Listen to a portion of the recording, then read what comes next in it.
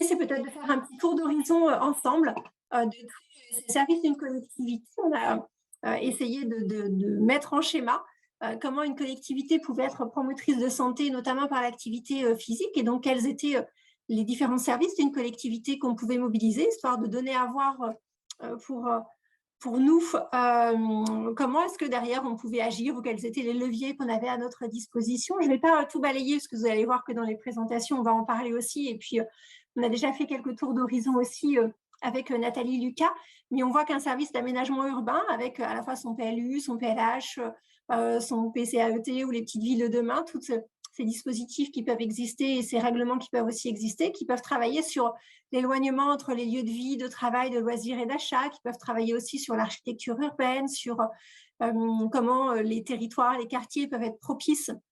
à l'activité physique avec des installations, des parcs, des espaces verts, des cheminements piétons qui sont prévus, une connectivité entre les rues qui rend plus favorable et plus facile les déplacements piétons, comme on travaille aussi sur la qualité de l'air, la pollution, pour se dire que notamment la marche peut être favorable dans de bonnes conditions. C'est aussi travailler avec les services des sports et où on sait que là, le soutien aux associations est important, ou le fait de voir les autres actifs, donc de pouvoir peut-être valoriser les activités sportives d'un territoire en les montrant, en communiquant sur ces offres-là, organiser des événementiels sportifs pour donner à voir ces pratiques-là, peut encourager aussi les uns et les autres à pratiquer, de pouvoir aussi travailler avec les services des sports sur les notions de motivation, en tout cas travailler avec les clubs sportifs sur les notions de motivation, de goût à faire de l'exercice, et non pas uniquement sur des approches de compétition,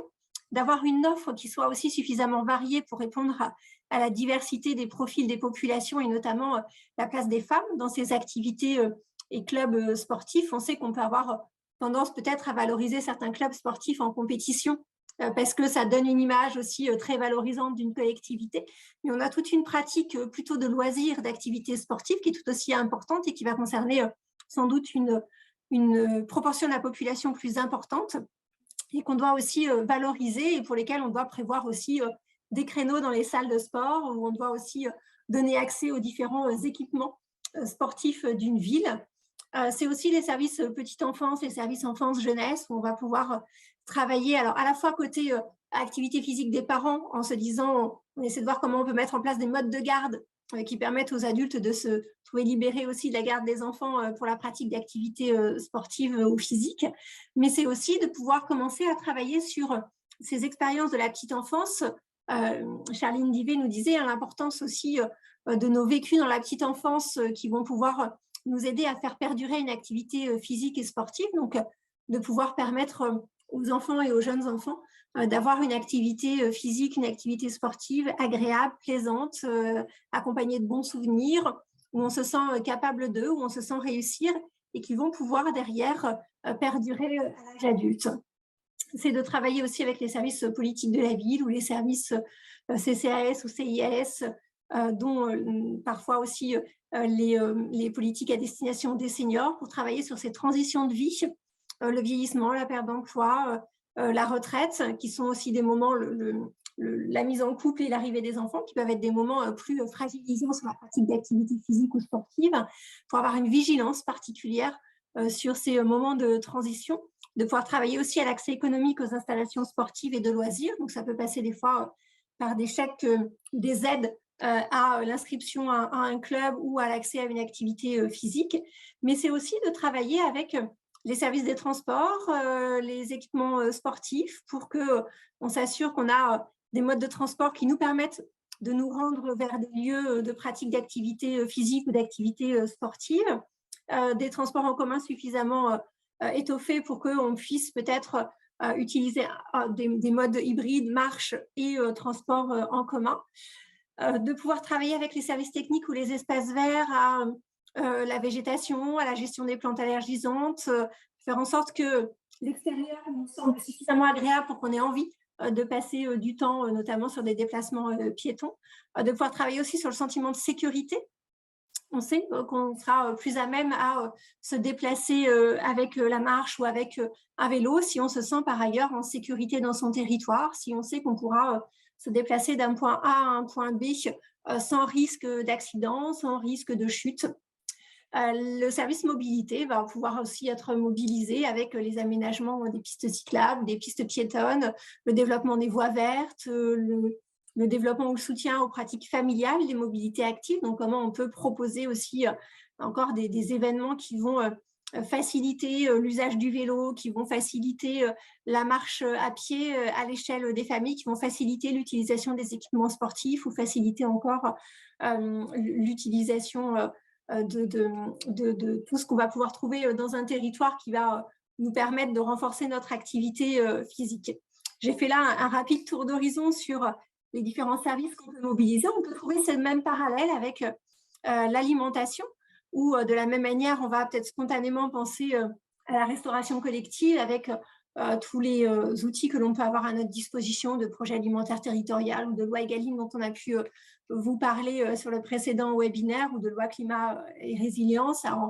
en travaillant à l'accès à une alimentation saine et de qualité dans les écoles, dans les crèches, dans les centres de loisirs, pour les personnes âgées, mais aussi pour les agents de la collectivité, comment on va pouvoir travailler à relocaliser l'alimentation et développer une alimentation saine et de qualité en proximité. Ça va être de pouvoir travailler avec le service événementiel ou le service communication ou le service animation, en fonction des intitulés, autour de fêtes du fruit, de festivals de la soupe, de tous ces événements où on va parler d'alimentation, on va pouvoir peut-être même valoriser le patrimoine local, et on pourra travailler ça avec le service tourisme ou le service attractivité du territoire. On va pouvoir valoriser les agricultures locales. C'est aussi pouvoir travailler avec le service des ressources humaines sur la formation des agents, alors des agents de la restauration notamment, mais aussi les agents en contact des enfants, pour qu'eux puissent se mettre en place davantage de sensibilisation autour de l'alimentation, que les postures professionnelles puissent être aussi favorables à une alimentation saine et de qualité. C'est de pouvoir travailler avec les services enfance-jeunesse, les services politiques de la ville, le CCAS ou encore le CIAS, dont les politiques à destination des seniors, pour travailler sur l'éducation nutritionnelle autour de l'alimentation, l'éducation au goût, et modifier peut-être les croyances ou les représentations, ou mettre en avant les motivations autour de ces questions d'alimentation. Alors peut-être parfois on a des projets autour d'ateliers cuisine dont on a pu vous parler déjà aujourd'hui, ou de livrets qui peuvent soutenir les pratiques des habitants. C'est aussi de travailler à un accès plus facilité d'un point de vue économique à une alimentation saine et de qualité. Ça peut passer par un réseau de coordination d'aide alimentaire, de l'épicerie sociale ou solidaire, des paniers solidaires, de travailler sur la tarification sociale, qui sont là encore des outils à disposition des collectivités pour agir efficacement sur les questions d'alimentation. Et puis, on a tout un volet autour de l'aménagement urbain, des services techniques ou des espaces verts, où on va pouvoir, comme on a pu le voir avec l'expérience de Caen, travailler sur des jardins potagers, des jardins collectifs, des jardins partagés, des paysages nourriciers aussi, qui vont donner accès à certains produits, notamment des fruits par exemple, de pouvoir repérer toutes les opportunités d'espaces publics à usage alimentaire possible, de pouvoir travailler sur la préservation du foncier, sur les zones agricoles protégées, et de pouvoir travailler aussi sur la gestion des déchets ou le gaspillage alimentaire. Bon, voilà, en faisant un petit tour d'horizon rapide des services des collectivités, que finalement, on a beaucoup de services qu'on peut mobiliser au sein d'un territoire, au sein d'une collectivité, pour agir efficacement sur les questions de nutrition, et donc à la fois d'activité physique, mais aussi d'alimentation. Je ne vais pas en dire plus, et on va aller regarder ce qu'il en est concrètement dans les territoires, avec l'exemple de la direction des résiliences et des territoires et le contrat local de santé du Havre Seine Métropole. Et je vais laisser la parole à Stéphanie Geneslé pour vous présenter comment cette question-là a été prise en compte dans le cadre du contrat local de santé. Merci Tiffaine. Donc bonjour, Stéphanie Geneslé, je coordonne le contrat local de santé au sein de la direction résilience des territoires de la communauté urbaine, le Havre Seine Métropole. La communauté urbaine, c'est une collectivité qui porte une politique volontariste en matière de santé via la stratégie portée par son service santé, qui a vraiment comme objectif d'améliorer l'état de santé de la population en agissant sur les déterminants de l'attractivité et de la santé. Vraiment comment influer sur ces déterminants-là pour avoir une action globale qui porte sur la démographie médicale et aussi sur la promotion de la santé. En complément de cette stratégie en en 2 axes. On a le contrat local de santé qu'on a vraiment voulu comme un outil, au service de l'amélioration de l'état de santé de la population et qui va vraiment venir compléter les actions portées par le service et portées par la communauté urbaine aussi, avec une dimension très, partenariale. Donc juste,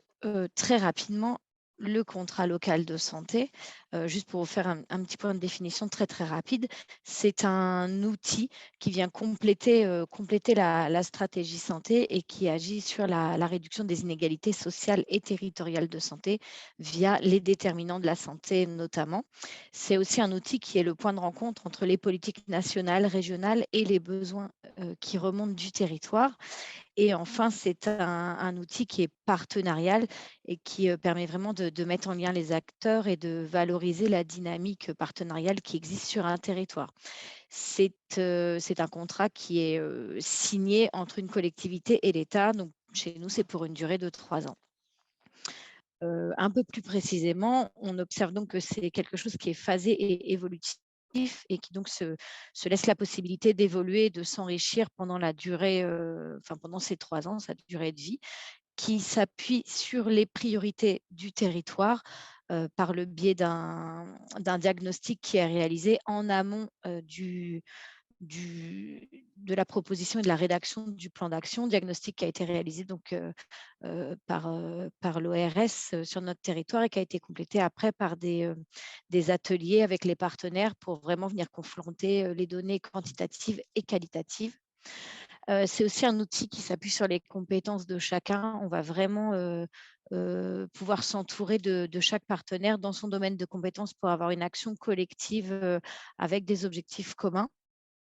Il repose sur un plan d'action qui est donc concerté et coporté, qui est, construit collectivement via des travails enfin via une avancée en mode groupe de travail et puis évidemment qui a des objectifs d'impact avec, un suivi et une évaluation tout au long de sa durée et tout au long de sa tenue.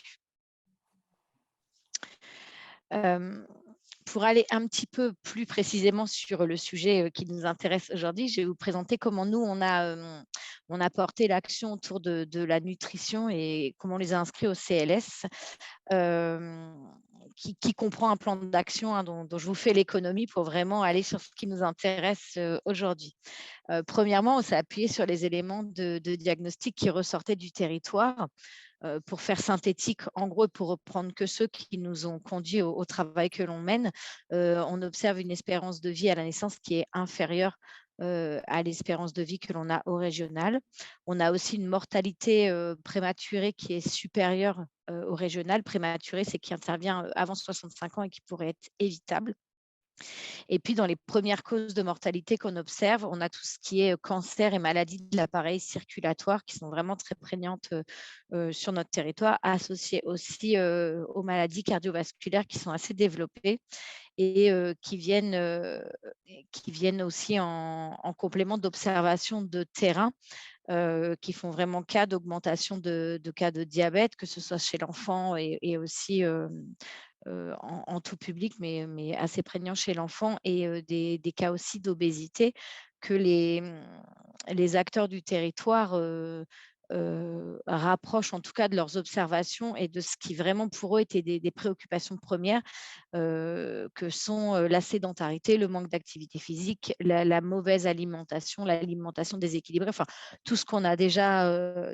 tout ce dont on a déjà parlé en fait, hein, notre territoire ne fait pas exception et ce que Myriam présentait pour le Havre tout à l'heure, bah, c'est aussi vrai pour l'ensemble, du territoire, de la communauté urbaine. En tout cas, nous, ce qui nous est venu en tout cas, suite à ça, c'est vraiment cette idée de dire, on va vraiment prendre la nutrition, avec son pendant activité physique et on va vraiment travailler alimentation et activité physique ensemble et c'est comme ça qu'on a construit, nos actions au sein du contrat local de santé. Avec en première intention un travail, un travail au sein de la communauté urbaine pour voir ce qui se faisait déjà, comment la communauté urbaine agissait déjà en matière d'alimentation et d'activité physique, quels outils on avait déjà à disposition et qui nous permettaient par la suite de voir finalement quels leviers on a et sur quoi on peut s'appuyer pour venir renforcer les actions déjà existantes sur le territoire. Donc, ce qu'on a, enfin, ce sur quoi on s'est appuyé, les partenaires et les collègues vers qui on a fait le lien, c'est vraiment, donc le plan vélo, heu, qui est porté par la direction de la voirie et de la mobilité et qui permet, évidemment par son élargissement de pouvoir, proposer, la pratique d'une mobilité douce, un peu plus élargie à l'ensemble du territoire. On a aussi, une stratégie nature qui est en cours, d'écriture,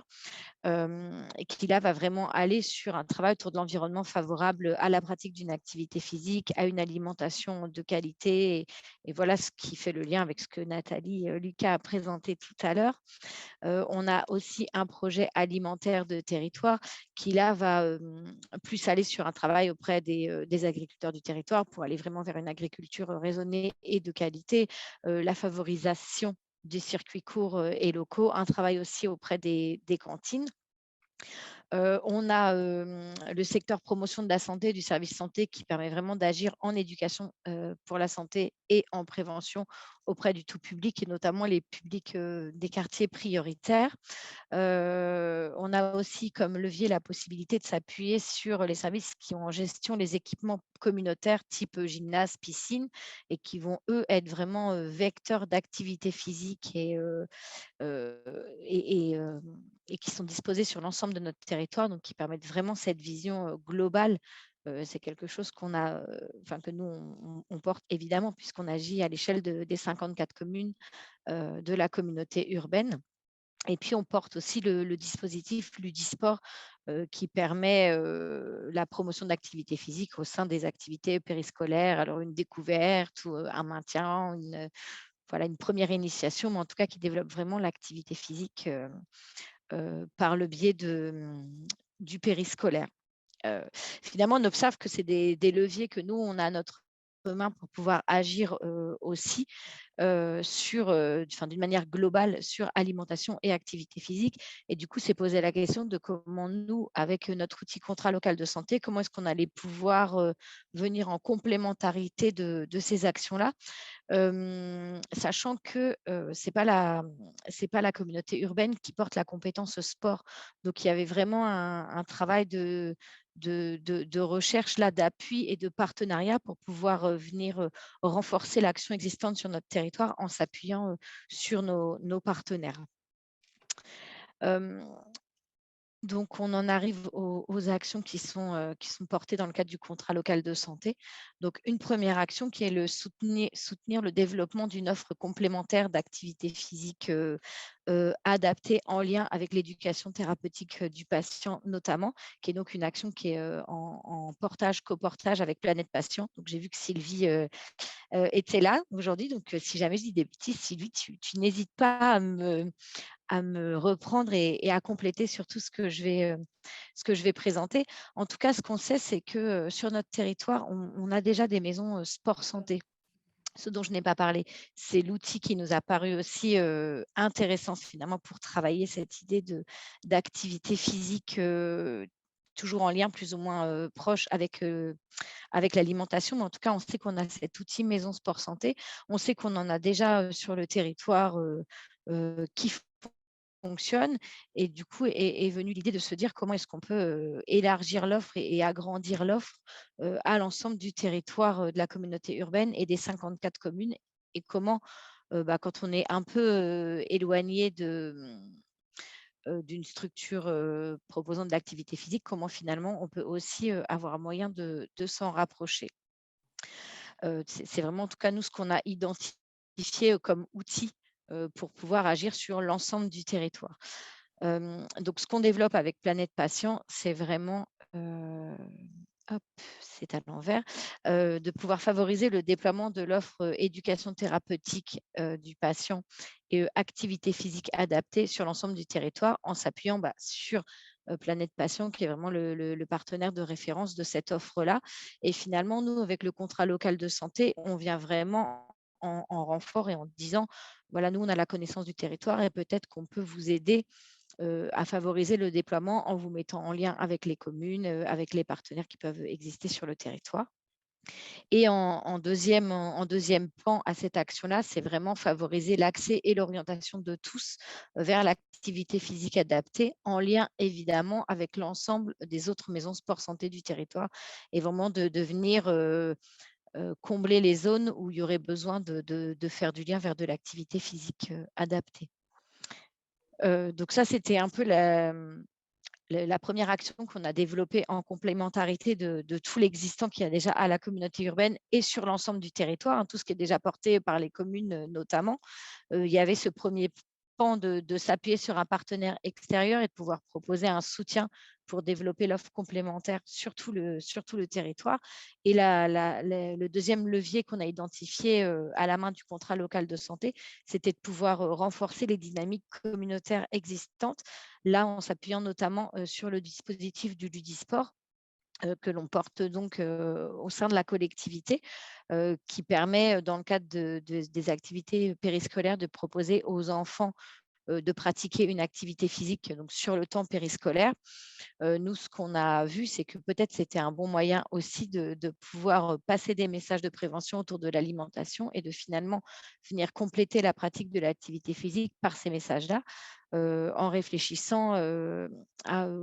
qu'est-ce qu'on mange quand on pratique une activité physique, qu'est-ce qu'on boit, est-ce que je peux boire de l'eau, est-ce que je peux boire du coca, qu'est-ce qui est mieux finalement, qu'est-ce qui va se passer dans mon corps, quel impact ça va avoir, enfin vraiment d'utiliser la porte d'entrée du Ludisport pour pouvoir passer ces messages-là, en proposant une formation aux éducateurs qui encadrent le Ludisport pour qu'ils puissent, eux, être à même de passer ces messages de prévention-là de manière assez simple et compréhensible par tous, et sans tomber dans quelque chose qui soit compliqué à comprendre et puis qui les éloignerait totalement de ce qu'ils mènent en fait, et qui est l'activité physique. Donc voilà, et en complément de ça, la possibilité de réaliser un petit guide et des petits goodies, des petites gourdes pour ramener à la maison, pour pouvoir ramener le message de prévention à la maison aussi, et puis que ça fasse un petit effet boule de neige dans la famille aussi. Voilà, en gros, ce que nous, on propose, en tout cas dans le cadre du contrat local de santé qui est en cours d'écriture pour une signature en fin d'année. Donc tout ça avance. Je veux dire, on avance en marchant, c'est pas très heureux comme expression parce que c'est logique, mais voilà, en tout cas, on avance au fur et à mesure avec cet outil qui est vraiment un outil adaptable aussi et qu'on vient étoffer au fur et à mesure de nos possibilités, avec vraiment cette attention de se dire, nous, on a nos compétences et comment, par nos compétences, on peut venir renforcer l'existant sur notre territoire, et avec qui on travaille et sur qui on s'appuie pour le faire. Voilà, j'espère que je n'ai pas été trop longue parce que j'avais dit que je ne serais pas longue. C'est parfait. Merci beaucoup, Stéphanie, pour cette présentation qui nous donne à voir comment, à l'échelle d'une collectivité, on va aller appréhender ces questions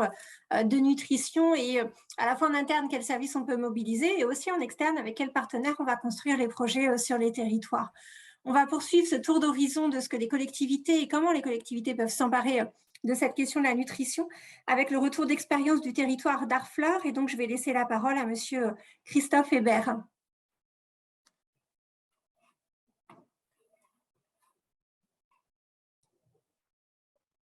Votre micro, monsieur. Le micro. Ouais. Excusez-moi, je disais bonjour à tous. Je disais que le temps était contraint et que j'allais essayer d'être le plus concis possible pour présenter le projet, donc, qui est un projet d'école du goût et de l'alimentation, que certaines d'entre vous ont peut-être déjà vu présenter dans différentes réunions. C'est un projet qui, avant tout, au niveau du diagnostic, s'appuie sur le fait que depuis quelques années, on constate d'abord une évolution du gaspillage alimentaire dans les restaurants scolaires, et en même temps un désintérêt, ou en tout cas un éloignement de la pratique culinaire dans les familles auxquelles on pourrait associer les enfants.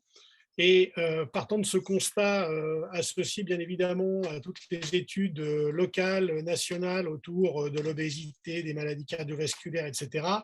et en un résumé de la malbouffe, on s'est on s'est dit qu'il fallait qu'on fasse quelque chose. Et le projet initialement a été porté par la ville d'Harfleur,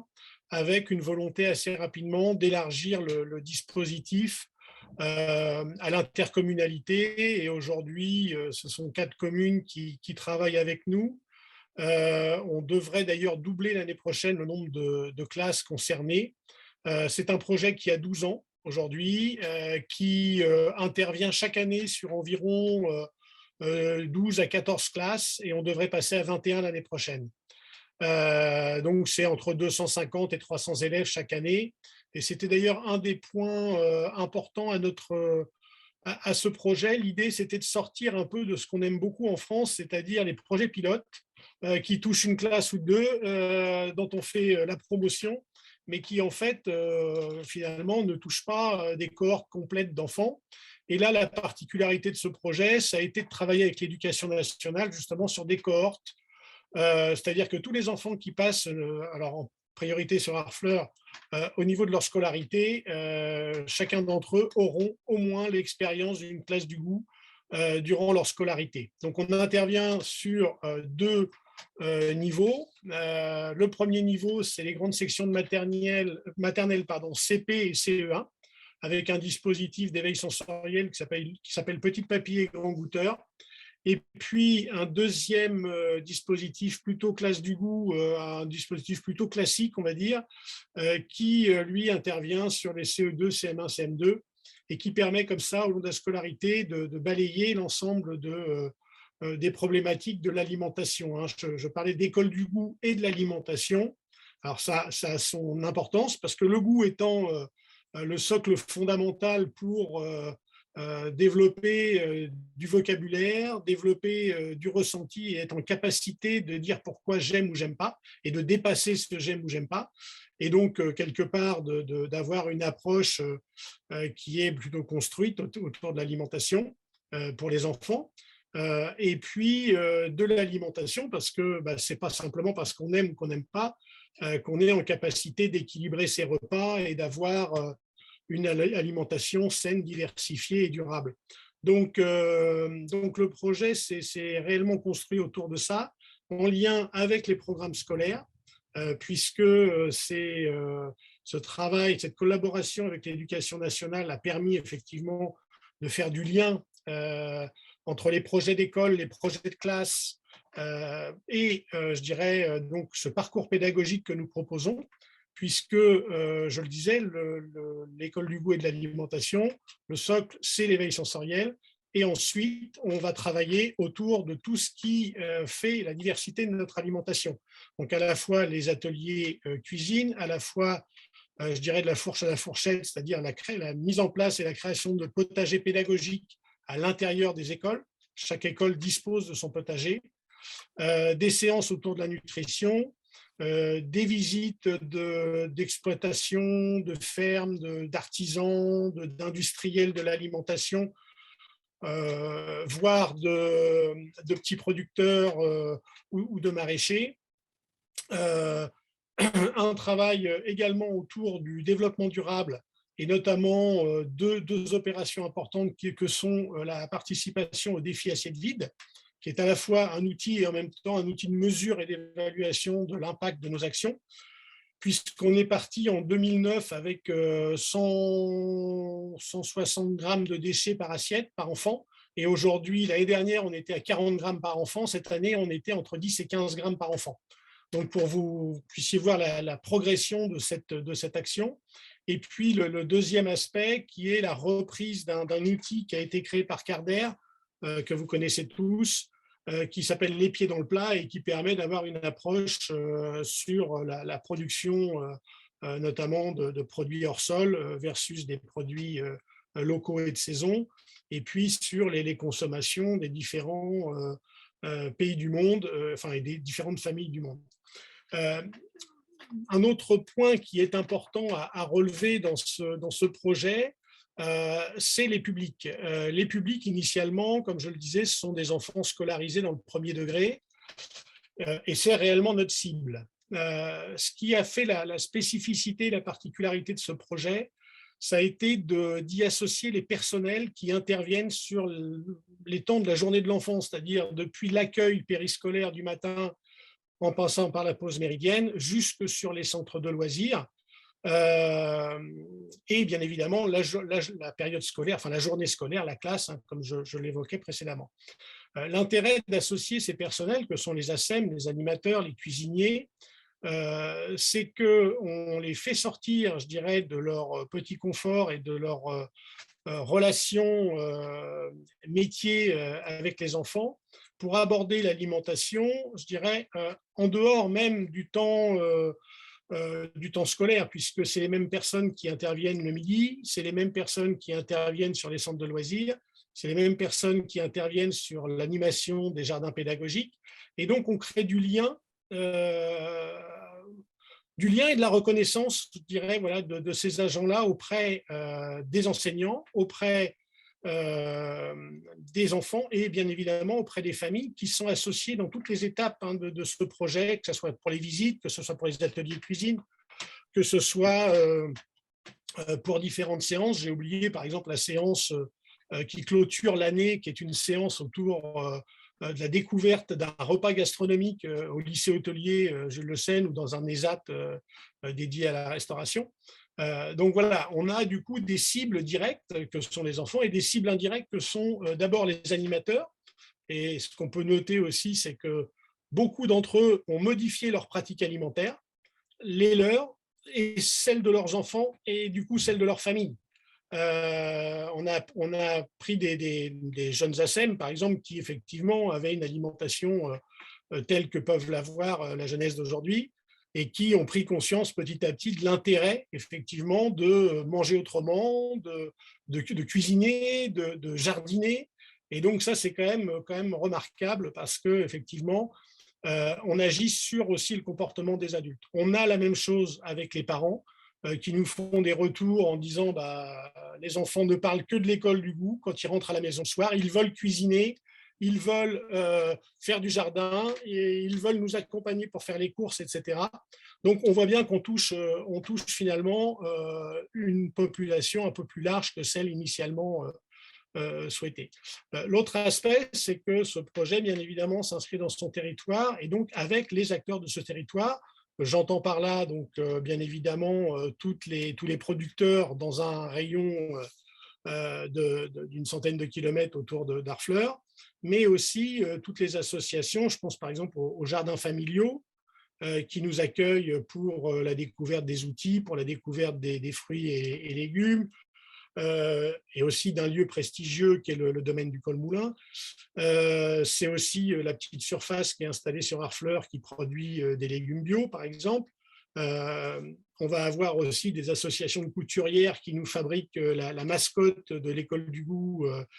qui sert de fil rouge pour raconter une histoire aux enfants de maternelle. Enfin voilà, on associe comme ça un certain nombre d'acteurs. Bien évidemment, les services municipaux sont mis à contribution, que ce soit le service communication, les espaces verts, les ressources humaines, bien évidemment, pour la formation des agents, qui est une formation continue, hein, à la fois parce qu'on a besoin de renouveler nos équipes suite à des départs, des mutations, etc., mais aussi pour des montées en compétences. On a des animateurs qui ont tous la formation de base donc sur l'éveil sensoriel. Et à cela, on vient ajouter des formations spécifiques, certaines qu'on a même créées en lien avec le CNFPT, par exemple. C'est le jardinage pédagogique. Hein. On a créé la formation avec Carder et le CNFPT à l'époque, hein, il y a maintenant une quinzaine d'années. Et d'ailleurs, ça fonctionne toujours parce que je voulais réinscrire des équipes et puis, je dirais, il est complet ce stage, tout simplement. Et donc, des formations spécifiques. On a fait des formations théâtre, par exemple, dans lequel on a aujourd'hui des animateurs qui sont en capacité de monter des pièces de théâtre sur une thématique alimentation avec des enfants sur la pause méridienne, par exemple. On va avoir des formations dédiées à l'inclusion, par exemple, comment on travaille avec des enfants en situation de handicap ou autistes, par exemple. On a un lien là qui est en train de se concrétiser avec l'IMP, les Myosotis, où on va dédier une séance de l'école du goût pendant un an donc sur un petit groupe d'enfants.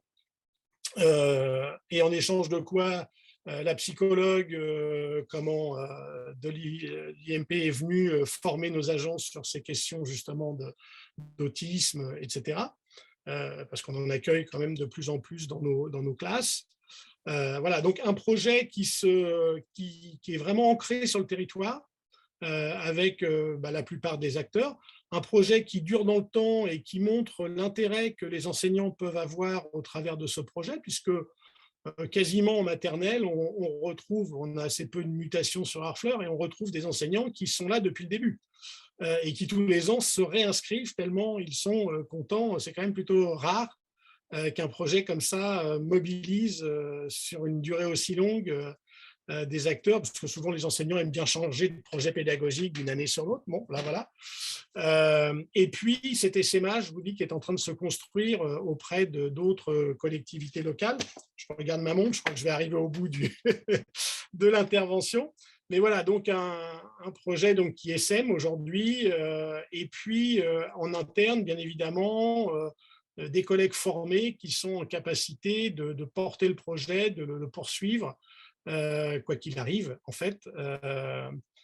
Donc, une équipe au service de ce projet qui s'étoffe d'année en année. Voilà. Après, je peux répondre à des questions plus précises, plus pointues, mais je ne vais pas rentrer dans le détail parce que sinon, ce n'est pas 10 minutes qu'il me faut, c'est une demi-journée. Merci beaucoup, Monsieur Hébert. Peut-être une petite précision. Ces ateliers qui sont menés à destination des enfants, ils sont aujourd'hui animés par des animateurs ou par les professionnels des structures, les professionnels des centres de loisirs, les enseignants ou effectivement par des animateurs dédiés? Alors non, ce sont nos agents, hein, nos agents qui interviennent sur les différents temps, comme je le disais préalablement. Alors pour plusieurs raisons, une que j'ai citée, c'est effectivement le fait de suivre l'enfant dans sa journée, hein. Donc on essaye d'avoir l'ASEM de l'école qui intervient sur l'école du goût, etc. Mais également le souhait de cet essaimage, c'est-à-dire que quand on fait appel à des prestataires ou des personnels spécialisés, bien évidemment que le coût de l'intervention est beaucoup plus élevé et donc ça limite d'autant le nombre de bénéficiaires. En formant nos propres agents, malgré les difficultés que ça peut représenter, hein, puisqu'il faut maintenir à niveau un groupe constitué, assurer la transmission des compétences, des connaissances, etc. Mais malgré ça, on arrive bien évidemment à des coûts qui sont beaucoup plus raisonnables que si on devait faire appel à des prestataires, compte tenu de la dimension de ce dispositif, hein, qui est quasiment servi clé en main aux écoles, puisque tout est pris en charge, que ce soit le transport, que ce soit l'animation, que ce soit le petit matériel, que ce soit les plans, les boutures, enfin voilà, tout est l'organisation, parce que c'est vrai que derrière ça, il y a un travail d'organisation qui est très important, puisqu'un agent qui est en poste, s'il fait l'école du goût, il faut le remplacer. Donc, il faut organiser tout ça. Sur une année, c'est plus de 200 interventions, hein, puisqu'en fait, aujourd'hui, pour les primaires, c'est à peu près 15 séances d'une demi-journée. Et pour les maternelles, c'est une dizaine de séances d'une demi-journée également. Donc, vous voyez, c'est un gros travail d'organisation, de planification, de gestion. Et d'ailleurs, on s'y prend d'une année sur l'autre quasiment pour organiser tout ça. Là, on est en train de